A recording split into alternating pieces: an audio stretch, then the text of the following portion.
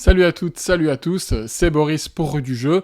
On est là pour continuer le débrief du marathon jeu. La dernière fois, on a été grossièrement interrompu par Zébru. Ce coup-ci, on va pas se laisser faire avec Sylvain. On va vous présenter le jour 2, la suite des jeux auxquels on a joué pendant ces 3 jours intensifs. Et comme Sylvain a dormi à la maison, ce qui est cool, c'est que ça commence dès le réveil. Avant de démarrer, vous le savez, si vous souhaitez soutenir la chaîne, vous pouvez tout simplement mettre un petit like, un commentaire, vous abonner, partager. Et puis, si vous voulez carrément mettre la main au portefeuille, il y a le Ko-fi qui existe, ko-fi.com/rue du jeu.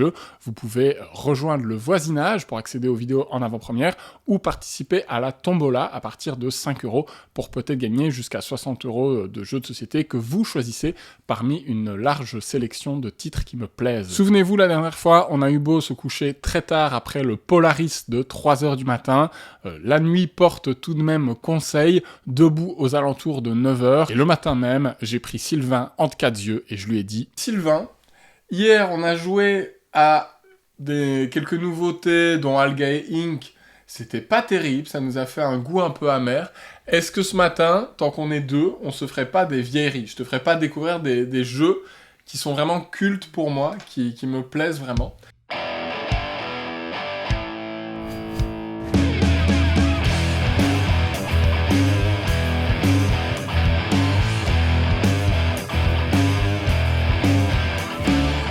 On a fait l'Oracle de Delphes de Stefan Feld, qui est un des Feld plutôt méconnu. Tout le monde parle des châteaux de Bourgogne comme jeu de Feld avec des dés. Moi, je mets celui-là largement au-dessus. C'est un jeu de course, donc là où tout le monde reproche à Feld de faire de la salade de points, là, il n'y a pas de point de victoire. C'est, t'as tes 12 objectifs, fais-les en premier. On a les mêmes, d'ailleurs. On a les mêmes. Symétrie parfaite là-dessus. Énormément d'analyse de setup. Tu dois regarder, planifier ton truc de « Oh, dans quel ordre je vais faire tel objectif, machin ?» Et en même temps, tu peux changer d'avis en cours de partie, tu peux te réorienter tactiquement, tu peux voir que l'autre est allé là avant toi et te dire « Ok, j'ai un plan B, c'est pas grave. » Le jeu te donne plein de choix tout le temps. C'est ça. Malgré qu'il y ait des dés, tu peux vraiment les gérer avec plein de manières différentes. C'est vraiment un jeu qui est beaucoup plus fin qu'on a l'air et c'est vraiment l'optimisation constante de ses coups, de ses déplacements, de tout ça qui va faire qu'un joueur va gagner par rapport à un autre. C'est pas la chance qu'il a au dé, absolument pas. C'est vraiment, je pense que ton win rate à ce jeu-là, il est. Oui, il est ça à fait partie 95%. des jeux où je suis assez bon parce que fort. j'arrive à me lancer et je trouve qu'il y a toujours des trucs intéressants à faire. Même quand t'as pas eu les dés qui t'intéressent, tu vas pouvoir avancer tes dieux qui vont te donner des pouvoirs one-shot à résoudre qui sont. En fait, tout est bien. Les pouvoirs des dieux, ils te font trop envie. Les cartes que tu récupères quand tu finis un objectif, elles te font trop envie. Le pouvoir de ton bateau que tu choisis en début de partie, ils sont tous cool. Ils sont cool, ouais, exactement. Et ça, la rejouabilité, elle vient de là aussi. C'est que la le pouvoir des bateaux, folle. Elle va vraiment définir la manière dont tu vas jouer et comment tu vas abuser. Toi, ton bateau, il marchait avec les dieux, donc tu faisais beaucoup. Moi, ça me donnait plus de flexibilité sur les dés. Ce qui était pas plus mal, non, c'est vraiment un super jeu. Je crois que tu en avais déjà parlé plusieurs fois, dès la rétrospective et puis dans les jeux que tu jouais, tout ça. J'avais toujours un peu nexté parce que personnellement, voilà, le plateau il fait pas du tout. Non, le jeu est assez laid, les chiants à mettre en place. Pour les gens qui aiment les jeux de course à la, je sais pas, Quest for Eldorado par exemple, ce genre de choses, franchement, c'est la next step. C'est un peu plus dur, je trouve, que Quest for Eldorado en termes de difficulté de gestion. Ah oui, pour moi, c'est un expert en vrai. Pour moi, c'est un expert parce qu'il y a beaucoup de choses, le jeu est dense. Effectivement, t'as plein de possibilités, mais bien réfléchir, bien planifier et tout, c'est assez chaud. Ça enterre tellement Katmandou. Je suis triste de le dire parce que j'attendais Katmandou, mais à 2 jeux de Feld avec de la course des dés, celui-là il est pas prêt d'être détrôné pour moi, quoi. Donc ça m'a fait vraiment très plaisir de te le faire découvrir. Et alors là, gros morceau. Amiitis, dans mon top 10 de tous les temps, probablement mon 2e Istari préféré. Il se tire la bourre avec Metropolis. Tu le cherches. Je cherchais du regard, mais j'arrivais plus à le voir. Il est juste là. Il est juste derrière. Une vieille boîte qui paye pas de mine. Une couve vraiment. C'est Arnaud de Magde, donc c'est le frère de l'auteur qui est peintre et donc il casait son frère aux illustrations.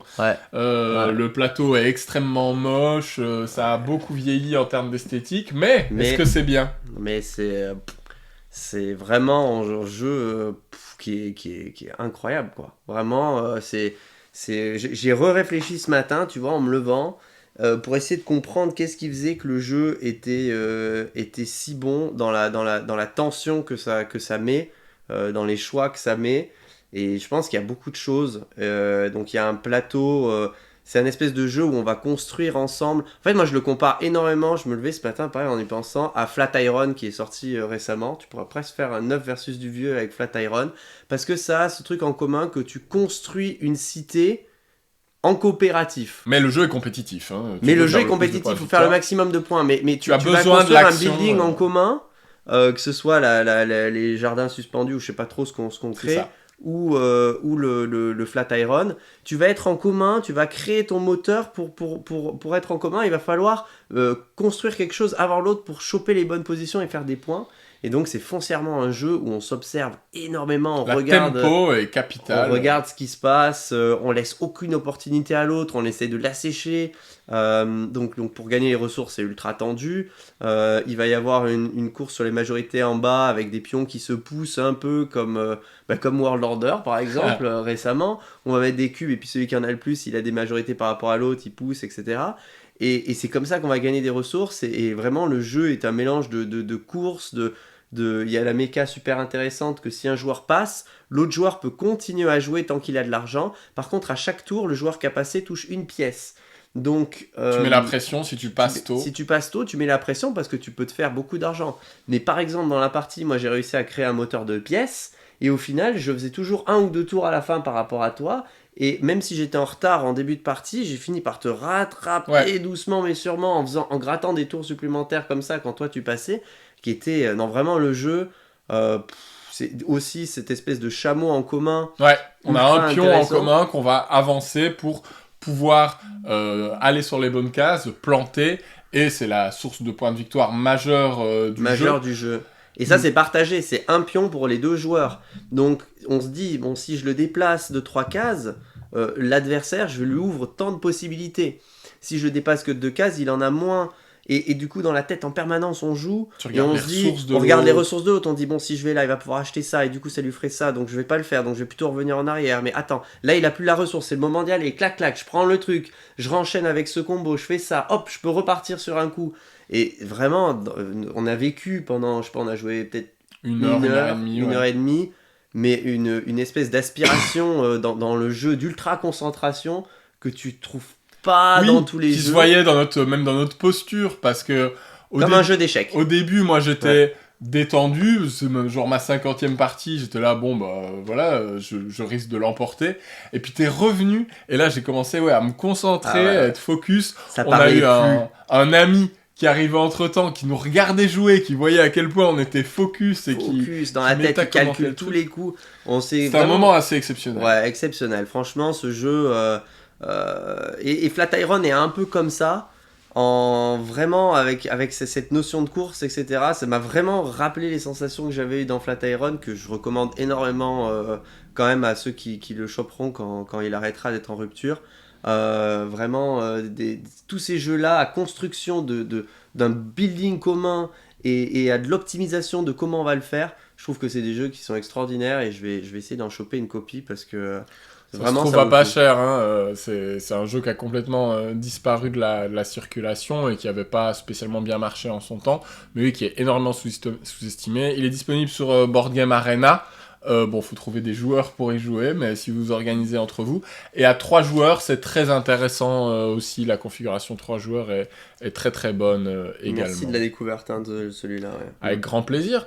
Un jeu d'Essen qui était très attendu, on en avait déjà parlé dans nos vidéos post-salon, mais on y a rejoué à 4 joueurs, c'est Altei, ce deck building, contrôle de territoire. Affrontement. Dont Paolo Mori est co-auteur. On avait déjà une excellente impression. Toi, tu y as joué plusieurs fois récemment et c'est de la balle. Ouais, j'ai vraiment... Bon, c'est ma copie, alors je suis un peu biaisé, mais j'adore... J'aime bien les jeux de contrôle de territoire en général. Puis ça, on en a parlé. Hein, je joue beaucoup à ça quand je peux avec les joueurs. Je trouve que c'est vraiment un genre qui est excellent, mais qui est aussi très difficile d'accès. quand même. Il y a beaucoup de jeux qui c'est tout de suite complexe avec des règles et tout ça. Celui-là est hyper accessible. Il est ultra épuré, il va vraiment à l'essentiel. C'est vraiment du Paulo Mori encore une fois, c'est-à-dire que il arrive à faire un jeu qui est accessible et profond. J'ai l'impression que tout le temps, ce qu'il fait, c'est son mojo, c'est de faire des jeux qui sont accessibles et il y a beaucoup de profondeur. Donc là, un jeu qui pourrait être bourré de règles avec plein de choses, il l'a rendu très simple. Donc c'est ultra facile de jouer avec des gens qui ont un peu de la notion du deck building. Clairement, le gagnant à la fin de la partie, c'est celui qui a mieux. Il n'y a pas de chance, le marché il est commun à la Dominion, on peut acheter les mêmes cartes, il n'y a pas de rivière. Celui qui gagne, c'est celui qui a le mieux deck buildé et celui qui a trouvé les meilleures options de terrain. Il y a aussi du bluff quand tu fais les attaques, tu as des cartes de défense. Tu peux observer ton adversaire pour dire est-ce qu'il les a dépensés au tour d'avant. Tu peux même, à mon avis, quand tu fais beaucoup de parties, compter le nombre de cartes d'attaque qu'un gars que tu affrontes a acheté pour savoir comment elle cycle dans son deck. Tu peux aller très loin dans l'affrontement. Ouais. Et s'il y a un tour où le gars n'a pas de carte de défense, tu le détruis avec rien. Donc tu as vraiment plusieurs niveaux de lecture. Je pense que c'est un jeu qui peut clairement se jouer à la chill. Et c'est un jeu, si tu mets 4 experts autour de la table, c'est une boucherie à mon avis. C'est vraiment... le marché est fixe, moi ça j'adore, hein. Team Dominion ici, donc voilà, pas d'opportunisme dans la rivière, tu achètes les cartes dont tu as besoin. Rivière de technologie par contre, mais t'en as quand même 9 différentes, donc voilà, pas de frustration je trouve par rapport à ça, tu trouves toujours quelque chose qui t'intéresse, et t'as cette montée en puissance avec les technologies qui vont venir peaufiner ton deck building, en fait, te permettre de garder une carte de côté, te permettre de te donner cette ressource qui te manque, etc. Tu peux quasiment, à mon avis, j'ai pas encore essayé, mais tu peux jouer une stratégie, je vais essayer une fois de faire une stratégie full économique, où tu fais pas d'attaque quasiment, tu crées plein de territoires. Si tu as les bons objectifs que tu chopes aux bons endroits, je pense que tu peux accélérer la fin de partie, tu peux rusher la partie, parce qu'on l'a pas dit aussi, la fin de partie, elle s'arrête quand un joueur a posé tous ses bâtiments. Ouais, donc tu peux vraiment rusher. Donc tu peux rusher si tu as un mécanisme économique où tu crées plein de villes et que tu as les bons objectifs, tu te fais des ressources, tu te fais des ressources, tu crées, tac, tac, tac, tac, tu renforces un peu pour que les gens ne viennent pas trop te prendre tes territoires, tu achètes une ou deux cartes pour te défendre. Et à mon avis, cette stratégie, elle marche aussi. Connaissant l'auteur, il a dû équilibrer pour que tout fonctionne. Et vraiment, c'est un jeu, pour moi, sans terre, tyran de l'ombre de terre. Ouais. Sans jeu de mots. Ouais, moi je possède Tyran, j'ai précommandé Altay, et je pense pas que les deux puissent coexister, parce que Tyran c'est plus long, c'est plus fouillis, les cartes elles ont plein d'effets différents et tout, et c'est chouette, mais moi j'aime tellement le côté streamliné à la Paulo Mori, on explique les règles rapidement, on joue, c'est fluide, les tours s'enchaînent, et il n'y a pas de fioriture, et ouais, je kiffe, donc moi j'ai hâte de recevoir ma copie, super pioche, et la config A4 était vraiment très bonne. J'ai tellement kiffé il se passait des choses, on se levait dans notre partie et ouais, tout, c'est clair. On se regardait, on a se levait dans les combats. J'ai fait une alliance avec Yannick qui jouait à ma gauche. Tu l'as trahi d'ailleurs. Ouais, je l'ai trahi plusieurs fois. Non, 2 fois tu l'as trahi quoi. Non, c'était fou. C'était un grand moment de jeu avec pas grand chose en termes de règles. Il y a l'extension avec les îles que j'ai envie d'essayer pour voir quelle mécanique ça apporte. Non, vraiment on va vite le ressortir celui-là, c'est vraiment cool. Ouais. Est-ce que tu as déjà joué à Deus ? Non, donc je vais t'écouter. Sur la table à côté, moi j'ai même pas participé à la partie, mais ça jouait à Deus de Sébastien Dujardin et de chez Pearl Games. J'en ai déjà beaucoup parlé, ne serait-ce que dans la rétrospective Pearl Games, la première vidéo de la chaîne. C'est tout à fait dans mes tops, c'est exceptionnel. J'embrasse Sébastien Dujardin s'il nous écoute. Et voilà, juste, si vous connaissez pas Deus, penchez-vous dessus. Et il faut lui envoyer de la force à Sébastien Dujardin, parce que vous le savez, Pearl Games s'était fait couper les vivres par Asmodée. Et un jour, il reviendra, quand il sera prêt. Mais Deus, jeu entre l'initié et l'expert, beaucoup de profondeur, beaucoup de combos, mais très épuré, très simple dans les règles. Et là, les 3 joueurs ont beaucoup apprécié leur partie. Donc, je vous invite vraiment à découvrir ce jeu de 2014 si vous ne le connaissez pas. Nous, de notre côté, après le Altay, on a fait un Makai Fuda, qui est un de mes jeux de pli préférés.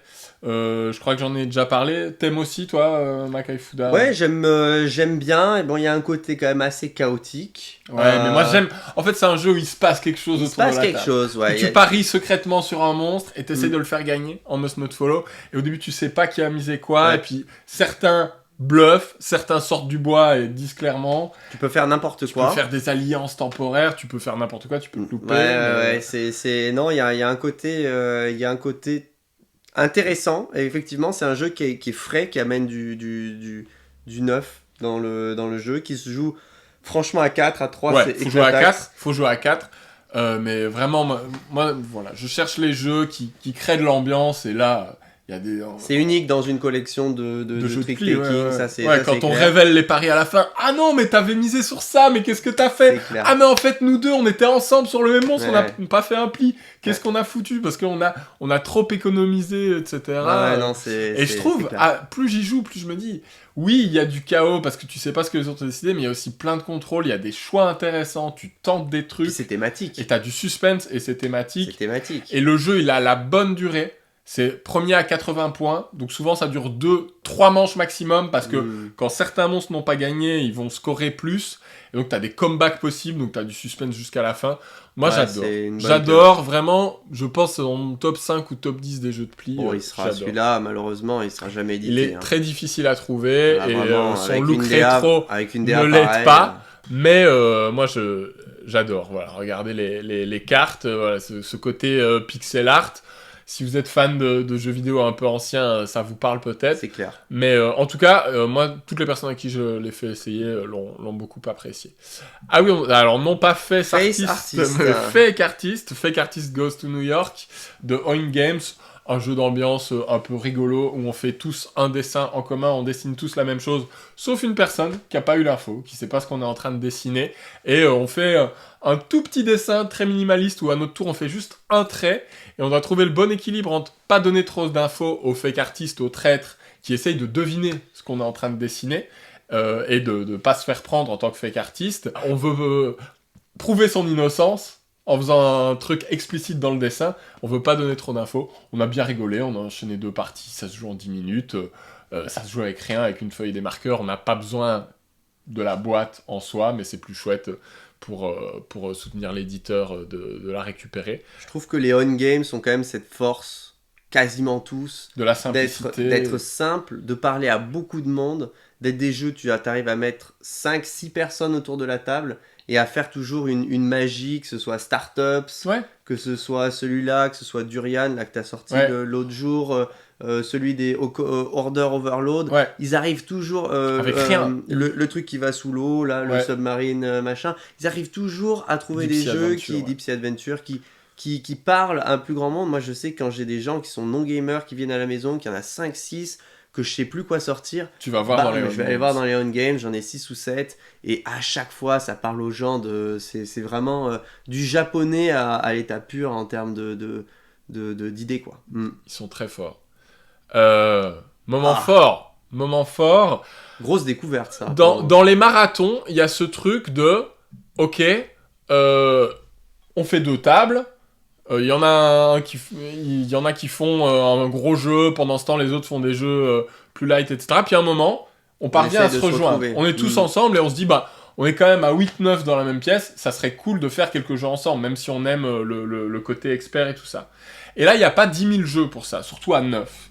Il y en a un, c'est Résistance Avalon, que tu as découvert. Nous, c'est un de nos classiques de marathon, il sort à chaque fois. Mon groupe d'amis, mes amis les plus proches, l'adorent. On a fait des sessions où parfois on enchaînait 3-4 parties. Maintenant c'est trop intense. Quand on en fait une, c'est bien. Qu'en as-tu pensé de ce jeu qui pour moi enterre les loups-garous de tierce-lieu parce qu'il n'y a pas d'élimination, etc. La première réflexion que j'ai eue quand j'ai joué à ça, je dis mais en fait, comment ça s'appelle Secret H. Ils ont rien inventé en fait. Ils ont rien inventé. Dans Avalon, il y a 80% des idées de ces autres jeux, elles ont été créées par celui-là. J'en avais déjà beaucoup entendu parler sur les Discord et tout. Il y a quand même pas mal de gens qui les citent. Hein. C'est un jeu qui n'a d'égal que ça, l'horreur de la DA, mais vraiment, ils ont tout inventé. C'est même un peu plus léger que Secret H et les autres. Et en fait, ça marche très bien, ça va à l'essentiel. Vraiment, on a super apprécié la partie, c'est thématique, la course du Graal, tout ça. Vraiment, bonne pioche, j'étais content de découvrir ça. Ça fait partie des gros classiques que j'avais pas joué directement. Et je referai des parties. Ça te permet d'apprendre à connaître les gens directement. Enfin, t'essayes de les décoder, de décoder leurs bluffs. Et à la fois, au début, tu vas à l'aveugle, t'as pas d'infos sur les gens. Et puis très vite, tu peux avoir des arguments quand même qui naissent, etc. Et des théories. Il y a eu presque des théories mathématiques, logiques, sur la manière de faire les groupes autour de la table. Et il y a quand même un côté... C'est un jeu d'ambiance, certes, mais il y a quand même une réflexion... je vais pas dire euro, mais en tout cas jeu de société dans l'ordre du tour.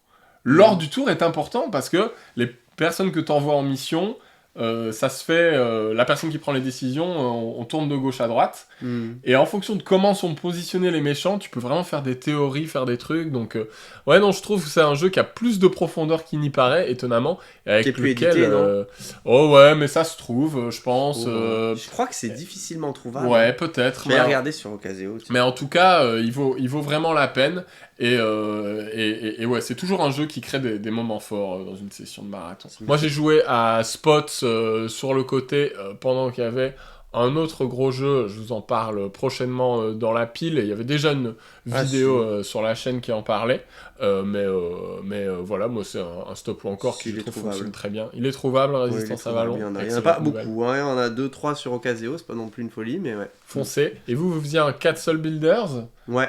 Un de mes jeux de pli préférés aussi, qui marche très très bien à 5. Très bien à 5. Comment dire ? Allez, j'ai testé à toutes les configs. Je trouve que ma config, je te l'avais déjà dit, ma config préférée c'est 3. Parce qu'il y a plus de contrôle. 3, il y a un peu plus de contrôle et c'est plus punitif. Bizarrement, le tableau est plus resserré. Là, à 5, c'est quand même assez feel good. Au final, tout le monde est à peu près à terminer ses plateaux et ça se joue à pas grand chose. Ouais, moi j'ai vu des manches qui se passaient très mal. Oui, il y en a une qui s'est mal pas terminée pour un des joueurs, mais globalement...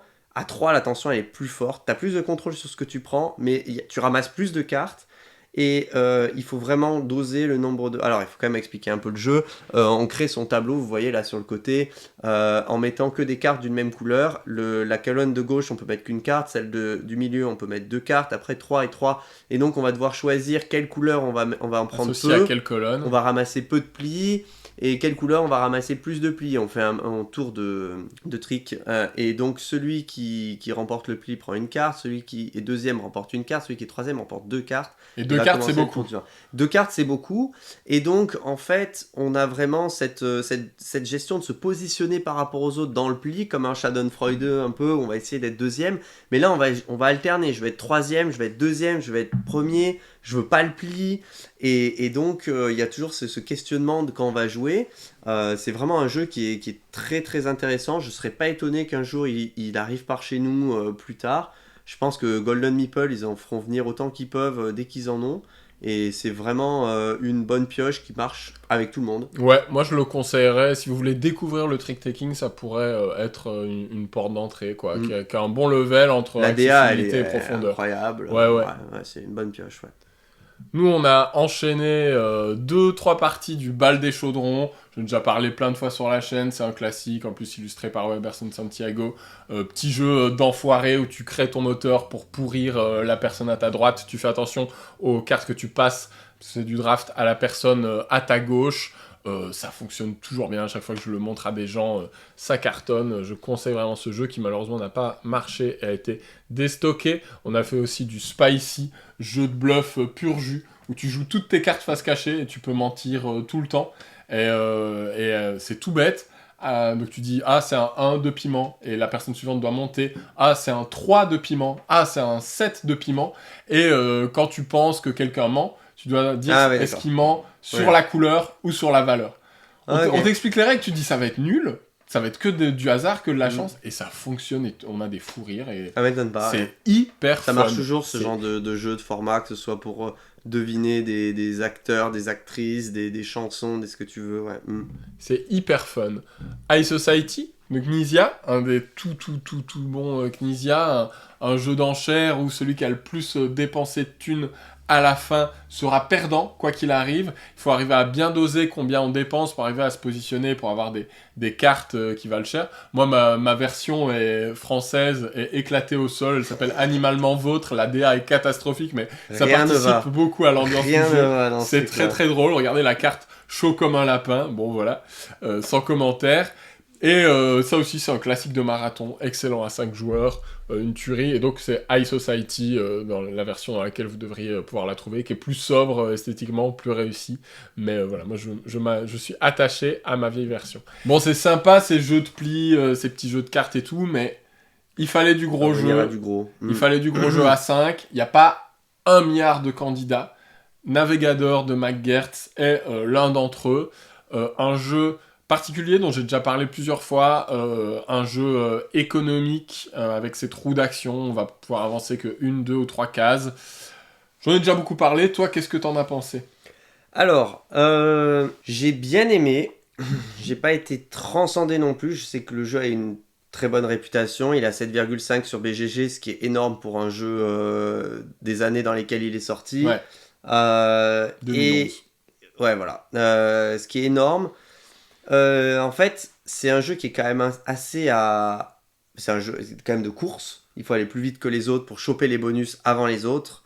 Et donc, comme tous ces jeux de course, en fait, si tu n'as pas les méta au début ou les clés pour faire, tu te fais très vite distancer sur le début. Et c'est difficile de revenir. Mais t'es arrivé à revenir. On a réussi, mais les 4 premiers tours, je me suis dit, mais là, je vais faire de la figuration quoi, dans la partie, parce que t'as vraiment ce côté, si les autres t'ouvrent une possibilité, tu vas dessus, tu ramasses tous les trucs. C'est un jeu très sec. Très sec, et donc si nous, on était dans la partie, il y a quoi, tout le monde avait fait une game ou quasiment, où il y en avait pas mal qui avaient déjà pas mal joué, qui connaissaient.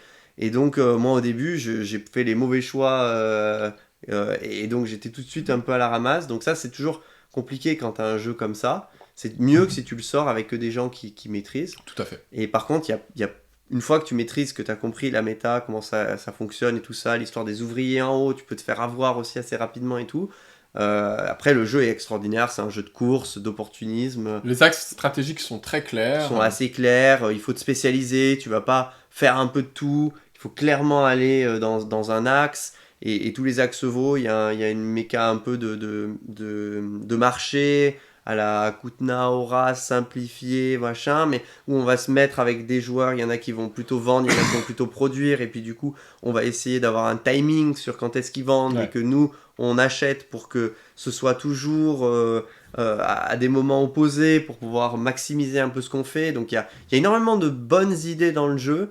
Moi j'ai bien aimé la partie, j'aimerais bien en refaire une maintenant que j'ai la méta, mais c'est vrai que si on met un nouveau joueur ou 2 nouveaux joueurs qui n'a pas trop l'habitude, avec que des joueurs qui maîtrisent, si tu te fais pas conseiller, tu te fais sortir quoi. Et après c'est vraiment t'as plus de revenus, tu t'es à la ramasse surtout, t'as plus d'ouvriers, et tous les autres c'est snowball quoi. Ils ont plus, donc ils avancent plus, donc ils ramassent plus de bonus, et puis toi t'es à la traîne, et en fait tu fais rien de la partie. Donc c'est toujours ces jeux de course qui ont cet avantage d'être ultra interactifs, parce que c'est de la course. Hyper interactif. Mais où il y a de la méta, et il y a si tu connais pas ça, et que tu te fais pas trop conseiller, tu ramasses. Ouais, et pourtant hyper accessible en termes de règles. Ultra accessible. 5-10 minutes de règles, mais oui, la profondeur est dans les actions. 2 Métropolis sur la table d'à côté pendant ce temps-là.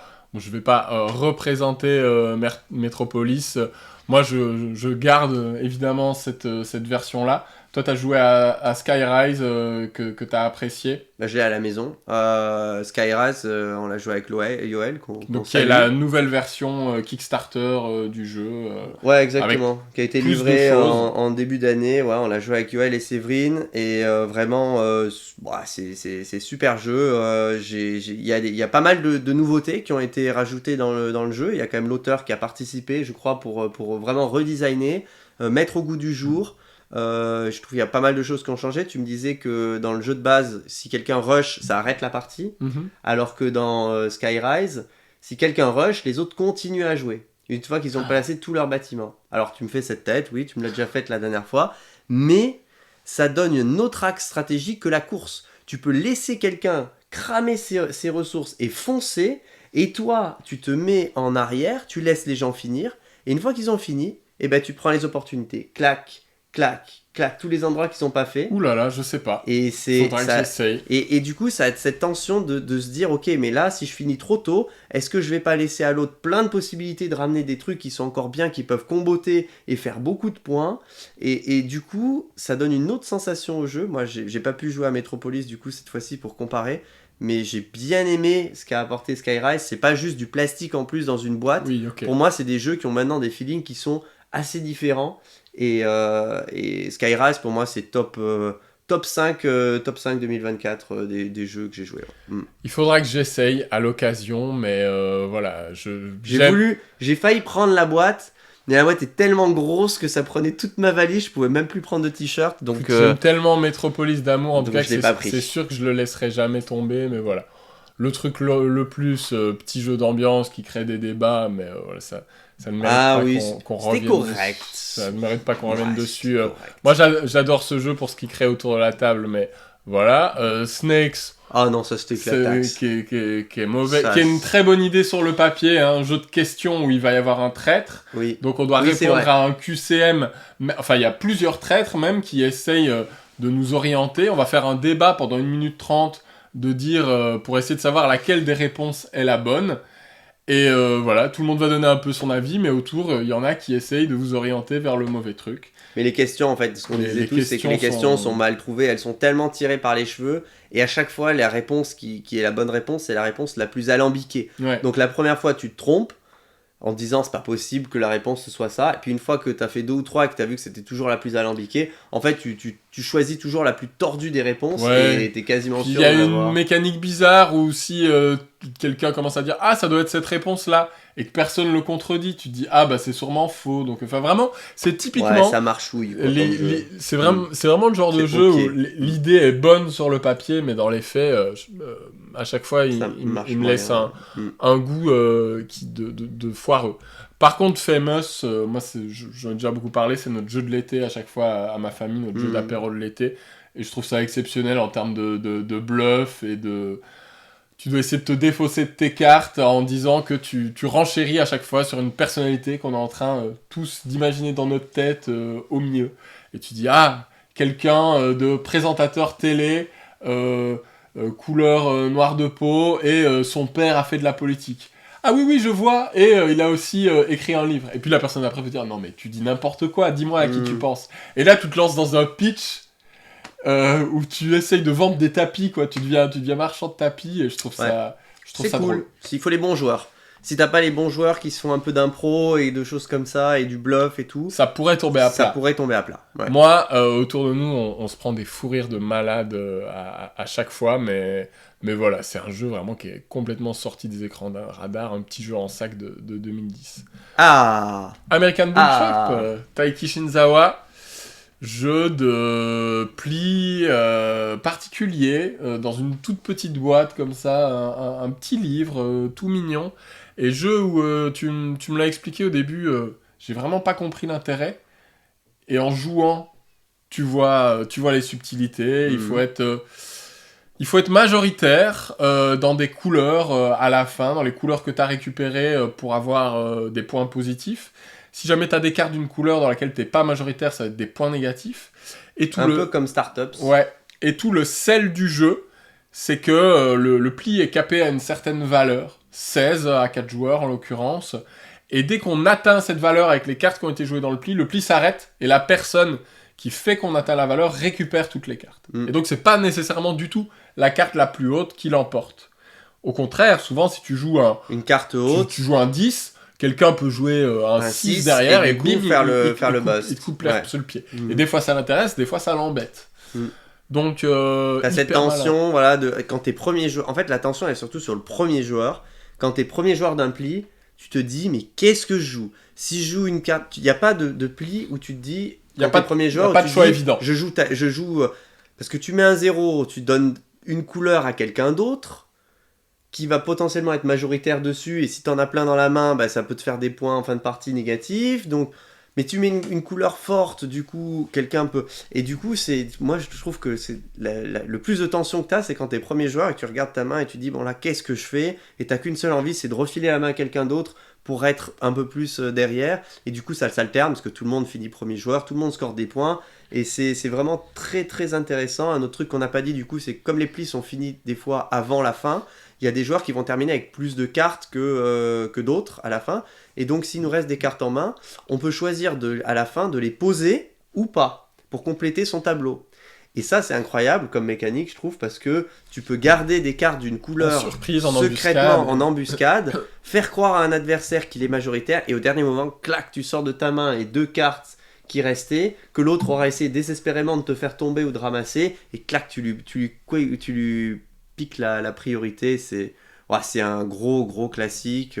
Je comprends pas non plus pourquoi il est pas réédité, pourquoi il vient pas par ici.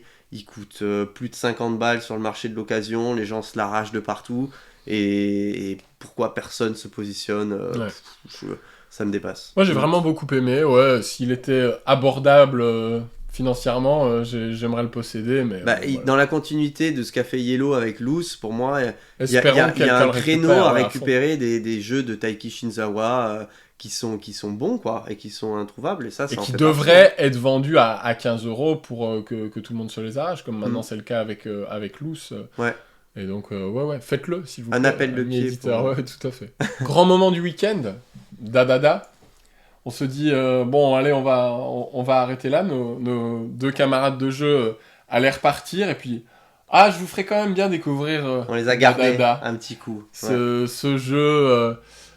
jeu d'ambiance un peu inclassable, où on va créer une langue ensemble dans un premier temps, et puis l'utiliser pour communiquer. Le jeu forme un espèce de cercle magique, où... à partir du moment où la partie a démarré, on ne peut plus parler français. On ne peut plus uniquement s'exprimer dans notre langue, qui va jamais être composée au maximum que de 5 phonèmes. To, bang, bing, ga. Et c'est la manière dont on va associer ces phonèmes d'une part, dans un certain ordre ou non, bang, bing, ga, bang, etc. Voire parfois faire des trucs avec 3, 4 ensemble. Et la manière dont ils vont, de manière méta, gagner en signification et en finesse au fil de la partie, qui va faire qu'on va se comprendre. Et on se dit ça ne marchera jamais. On a vraiment bien réussi. 2 tours de table d'affilée où quasiment c'était un sans faute. On arrivait à se comprendre juste avec des syllabes, des ga, des bang, des bing, des machins. Ouais. Pour moi, c'est des feelings qui sont assez similaires de Focus, ce que je te disais, dans l'association d'idées. Et dans le non-parler, de faire comprendre à une autre personne ce qu'on veut lui faire comprendre. Et vraiment, c'est un super jeu. J'ai autant apprécié que Focus mes parties, alors que je suis pas du tout client de ce genre de choses d'habitude. Vraiment, tu me reproposes une partie, j'y vais direct. Belle recommandation. C'est Simon qui a recommandé ça. Ouais, Simon du Passe-Temps, c'est magique ce qui se passe vraiment autour de la table. Et c'est joueur dépendant, évidemment, il faut que les gens acceptent de jouer le jeu, il faut qu'ils rentrent dans le truc, faut rentrer dans le délire, c'est un énorme délire, c'est une bulle, mais il y a un truc de magique qui se passe. Vraiment, j'ai pas d'autres mots pour que ça fonctionne et qu'on arrive à se parler et à se comprendre, et là on a vécu un moment magique avec Aline et Maju, et c'était un moment fort du week-end. On n'a pas voulu arrêter là, on a continué quelques petits jeux à 2, on a fait l'excellent Naishi dont j'ai déjà parlé dans la pile, qu'on adore tous les deux, c'est une tuerie. Tout le monde en parle. Achetez tous Naishi, c'est une évidence, c'est un des meilleurs jeux à 2 de l'année, c'est brillant. On a fait Agent Avenue dont on a déjà parlé dans les vidéos des scènes, qui marche toujours très bien, quoi. Très agréable. Ce I Split You Choose, ce bluff, on a fait une belle partie aussi avec quand même du suspense, etc. Il y a toujours du suspense. Pour le moment, j'ai pas fait une partie qui est tombée à plat où il y a quelqu'un qui roule sur l'autre. Il y a toujours, c'est vraiment un super jeu. J'imagine que Yellow va le localiser. Ça serait comme c'est Nerd Lab qui font Mindbug. En tout cas, il faut absolument le faire. Il faut absolument le faire, tout à fait. Et les illustrations sont hyper chouettes, le jeu est vraiment top. Un beau jour 2, donc, et puis on va faire la suite et fin. Alors moi, je fais des petits jeux le matin avec 7h58, Clé magique et trésor de glace. Ah oui, le sommeil se compte en quelques heures. Ça va les geeks, on vous dérange pas? Ça dort que quelques heures par nuit juste pour jouer à un maximum de jeux? Non mais vous avez pas honte? Vous avez quel âge? Tout ça pour sortir des vieilles boîtes éclatées au sol, vous me faites pitié, tiens. Allez, j'interromps la vidéo ici, le jour 3 ça sera pour une prochaine fois. Circulez, y a rien à voir.